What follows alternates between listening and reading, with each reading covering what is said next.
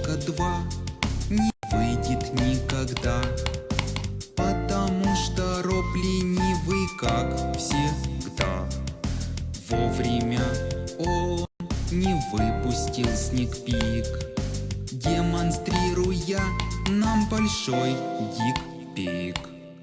Новые блоки, новые триггеры, новые фоны, редактор частиц, система аккаунтов и мультиплеер. Так много всего, но где же оно? Сколько видосов и новостей, кликбейтных названий и прочих вестей. А все потому что 2.2 может не выйдет вообще никогда.